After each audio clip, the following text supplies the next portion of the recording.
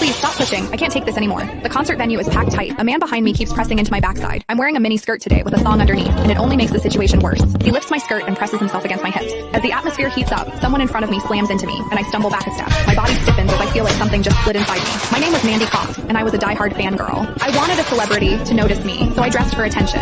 I wore heavy makeup and made sure nothing about me went unnoticed. My low-cut top revealed a wide stretch of skin, and my chest bounced with every step. I paired it with a mini skirt that barely covered my thighs and sexy white stockings which hugged my legs. But when I arrived, reality hit. The concert venue was packed so tightly I couldn't move, and the crowd swallowed me whole. The celebrity was never going to notice me. I craned my neck and shouted, "Darling, take me." I never imagined that line would draw the wrong kind of attention. Instead of the celebrity, it caught a filthy creep. After I shouted it, I became aware of a man behind me, repeatedly bumping into me. At first, I brushed it off. In a crowd that dense, accidental contact was easy to explain, but the feeling wouldn't go away. Something hard kept pressing against my butt from behind. I assumed I'd accidentally backed into his hand where it rested behind me, so I turned and offered a polite apology. "Sorry, I didn't mean to bump into you." He paused, then flashed a leering smile and said, "It's okay, I don't mind." When I turned back toward the stage, I felt him press against me again, more deliberate than before. I kept my attention on the celebrity on stage and shut him out. The man became increasingly brazen, pulling up my skirt and pressing close against my backside. I had only a thong on underneath, which left my butt exposed. I felt his touch directly against my skin and assumed it was his finger. Only then did I realize something was wrong. The pressure was warm and solid in a way a finger could never be.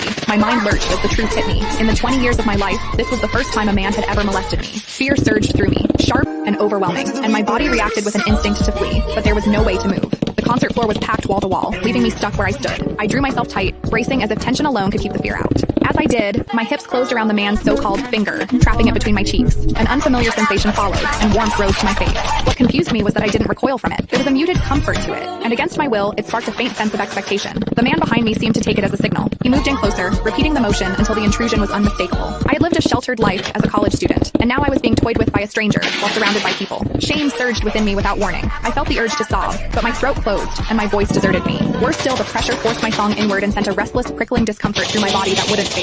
A quiet, involuntary sound escaped me, and the embarrassment followed instantly. I gathered myself and strained to suppress it, holding it down until my throat tightened. The blaring music and the screams around me drowned everything out. With every eye fixed on the stage, no one was aware of what was happening to me. At the same time, the intensity continued to rise, touching something deep inside me. I bit down on my lip as cold sweat traced my spine. My awareness was tipping back and forth between humiliation and a pleasure I couldn't bring myself to name. I knew I couldn't take it anymore if it continued, so I turned sharply to face the man behind me. "Please stop pushing. I can't take this anymore."